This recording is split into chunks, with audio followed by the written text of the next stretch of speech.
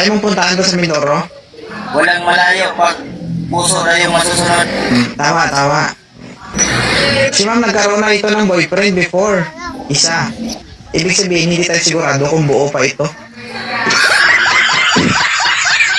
Ano, ma'am? Baka binasag na yun. Ano ma'am, sa palagay namin, ano? Judgmental si kuya. Sisidol. Wala kasi. Hindi ka talaga makakapasa kapag ganyan ka. Huwag mo ko gayahin. Kasi close lang ako dito, ikaw rin ang liligaw. Hindi, tanongin namin si ma'am. Ma'am, matagal kayo ng boyfriend mo, di ba? Ilang years? 10 years. Oh, 10 years. So, ano? Ang galing pala humawak ka ng isang relasyon, no? Umabot ng 10 years. Kaya nga, tatanungin muna natin, sir, kung buo pa o may bawas na. Konti lang.